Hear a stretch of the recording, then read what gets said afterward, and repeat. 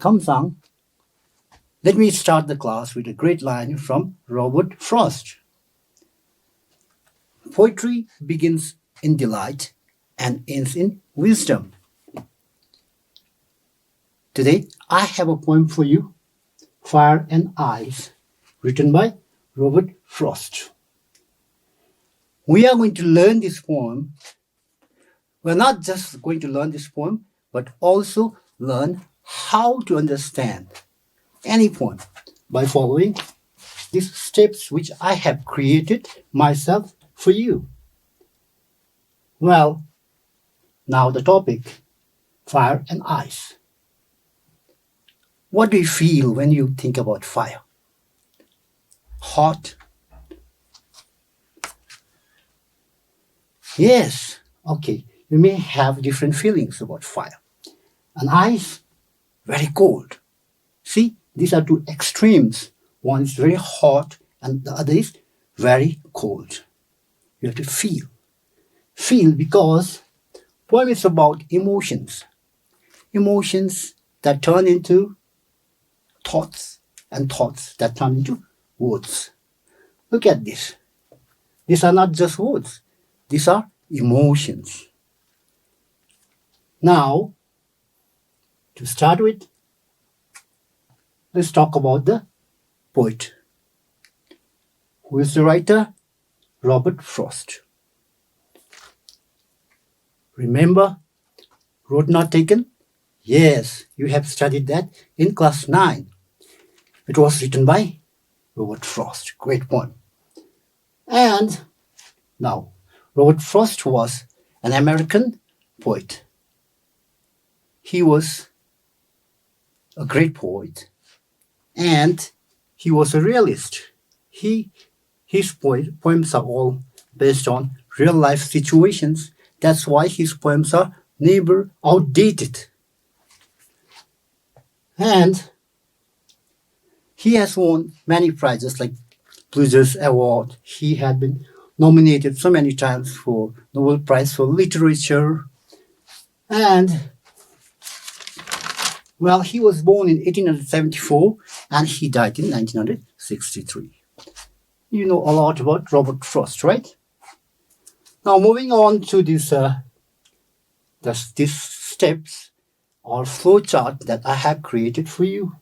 First, what we are going to do is, remember, this is going to help you in understanding any poem, okay? Not just this poem. Today we are taking this poem because this is in your syllabus. Read twice loudly. When you read a poem, you read loudly, twice. And you hear that, you have to hear the poem that you're reading. And then after reading it twice, loudly, you read in your mind also, several times. You read it several times in your mind. And then think, okay, I'm going to do the first step there, read loudly. I'm going to read once for you. Some say the world will end in fire. Some say in ice. From what I have tested of desire, I hold with those who favor fire. But if it had to perish twice, I think I know enough of heat to say that for destruction, ice is also great and would suffice. Look at this one. How many lines are there? 1, 2, 3, 4, 5, 6, 7, 8, 9. And it's a lyric poem. It is a short poem. It is a compact poem, okay? But it has got a great meaning, very deep meaning there. And then it's a symbolic poem. So when we are talking about this topic, fire and ice, they are acting as symbols. You'll come to know about that when I explain you this poem. After reading that, you have to read it twice and read several times in your mind. After reading that, you ask yourself a question. After thinking, ask yourself a question. Who is speaking here? Who is the speaker?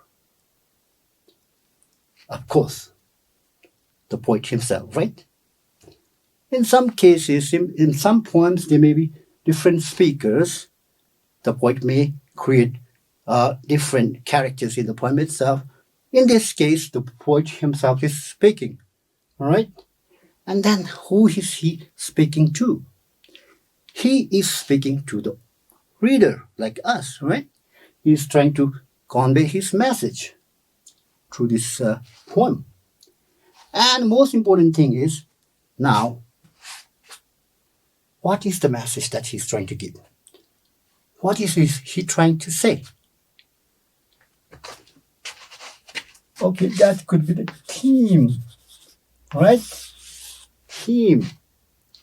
Now, in this poem, the poet is saying destruction is inevitable. Either the world will be destroyed by fire, and if not by fire, if we survive, if we get second chance of living, then definitely ice is going to destroy the world. And he is comparing that with our lives, that in our lives also we have desire, and that desire is rapidly going to ruin our life. And if we survive that, of course there's hate or hatred, which has the potential to slowly ruin our life. That's what he's saying here, the theme. Okay, after that, again, think. Think and analyze. What you have to think is, now how do you feel after reading this poem? Are you feeling happy? Because poem is about emotions, right? Poem is about emotions. And how do you feel? Are you feeling happy? Are you feeling sad? Sometimes are you feeling a little bit anxious or worried? You may have different feelings. That depends upon the poem. Then the big question is, you feel happy, then you have to ask yourself, what are the things in this poem is making you happy? How is the poem making you happy? Or if you are sad, what are the things in the poem is making you sad? You have to ask that big question when you analyze it. And when we analyze, we have to think about these points. I have written 5 points here. First one is contents. Now, contents means the poem itself. Let me explain this poem. Contents. Okay, before I explain this, you need to have some knowledge of this poem, the background knowledge of this poem. And, Robert Frost was inspired by Dante's Inferno. Dante's poem, the first part of the poem is Inferno. In that poem, Dante has explained how the sinners will be punished in fire and also in ice. So Robert Frost was inspired by that poem and he wrote this poem. And again, when we're talking about destruction of the world, well, this poem was written when there was a great disturbance in the world. It was published in 1920 in Harper's Magazine, and it was after the First World War. Okay, now some say the world will end in fire, some say in ice. There are two groups of people here. One group of people say that first group of people say that the world is coming to an end. I mean, the world will get destroyed. The world will get destroyed by fire. And the next group says the world will get destroyed by the ice. See, this debate is still going on, right? Okay. Now, why are they thinking that fire is going to destroy the world? They think that one day the sun is going to explode, or the earth is going to be too hot, the earth's crust is going to be too hot, and until all the people living in there, and maybe volcanic eruptions also, right? So that is why they think that, of course, there's war. And then others think that one day the world, the earth, will become a ball of ice. Why? Because they think that the sun is going to get exhausted. Its energy is going to get exhausted one day. And then we'll go back to the ice age and the world will get destroyed. Now, the poet is saying, from what I have tested of desire, I hold it with those who favor fire. He's thinking that as far as he knows the desire, experience of desire, he thinks that the world is going to be destroyed by fire. Now, but if it had to perish twice, if the world had to be destroyed, the ice is enough to destroy the world. Now, let's take desire and hate. Over here, what he is trying to say is, now, fire has symbolized desire. Fire has been used as a symbol of desire, and ice has been used as the symbol of hate or hatred. The world is used as the symbol of your life.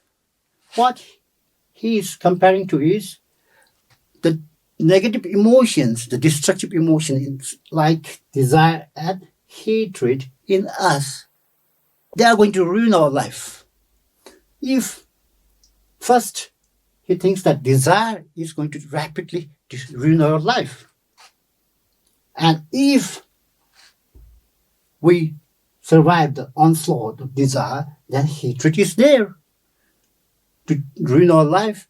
Slowly, it's going to destroy our life. So he has compared these emotions, desire and hatred, with fire and ice, and self-destruction by these negative emotions have been compared to the destruction of the world by fire, either by fire or ice. Then, moving on to the wood. Woods. Next point, woods. Look at this. The words are very simple. Fire, ice, very simple. Perish means to die, and suffice means sufficient. So these are easy words there you can find in the dictionary also. But then these are literary meanings. The figurative meanings are also there, like desire, as we have already discussed this. Fire symbolizes desire, and hate, of course, ice is a symbol of hate, and the wood symbolizes your life, right? Our life. That is how it has been explained figuratively. And now moving on to the third point, tone. What is the tone? The tone is, the poet is declaring something. It's declarative, right? He's saying the world will be destroyed. He's saying destruction is inevitable. So the tone is declarative. Now, sound. Sound. In fact, sound is just like the music, right? The music is there and the sound is there. Just like this is a song and the music is your rhyming scheme. Now you look at this. When you talk about rhyme scheme, you have to look at the words there. Look at the last word there, fire. Ice, desire, fire. Fire, desire, fire. They are common, right? So you can write down A, A, A. Now this is not common. You can write down B. The sound, rhyming scheme, okay? A, B, A, A. And you look at this, ice and twice are same. So you can use B here. You can write B. Now, fire, desire, fire, they have common sound, A, A, A. Ice and twice, they have common sound, B, B. But hate is different, right? Now you can write C here. It's a different sound. And again, you have ice here, eyes, B. Now, heat and great are of same sound. So, C. And of course, suffice, eyes, twice are of same sound. Yes, B. Now look at that rhyming scheme of this poem. A, B, A, B, C, B, C, B. Right? Okay, that is the rhyme scheme. And that is very important. Sometimes this comes in examination also. Now, let's move on to the technique. In technique, what we look at is the literary devices or poetic devices. They are used to make the poem more beautiful and also give more meanings to the poem, right? So let's see what poetic devices are used here. Poetic devices, you know, right? Literary devices. Some of the common ones are simile, metaphor, alliteration, right? There are so many of them. Now, let's see what are used here. What are the poetic devices? Okay, some say the word will. Okay, over here you can find alliteration. Alliteration is a poetic device when you use repetition of consonant sound at the start of two or more closely placed words, like this. Consonant sound, as some say. The word will. And you have some more here. Some say, right? And then we have. Okay, that is how you have to find out alliteration. Alliteration. Favor, fire. Now these are alliterations. Alliterations. ALLITERATIO, an alliteration, poetic device. All right. The next one is imagery. Image after image. Now, most of the poem, almost all the poem are, they create some image in your mind. Okay, imagery is used there. And here you can find this, when you think about fire, eyes, fire, right? Destruction, eyes, and fire. You may, some image of fire may come, right? You may be using your senses, 5 senses, or you may be feeling like fire means very hot. But these, you may be seeing images also of fire and eyes. These are called imagery. The poet is trying to show you or make you feel something with the help of this imagery. Then we have anaphora. Next one is anaphora. ANAPHORA. That is anaphora, the repetition of a word or expression at the start of 2 or more consecutive lines. Let's look at it. Repetition of 1 or more words in 2 or more lines, right? 2 lines there. Some say, some say. Can you see that? Anaphora has been used here. Anaphora. Okay. Now the 4th one is personification. Personification. Now personification is when you give the quality of human to non-humans, like as if they are humans.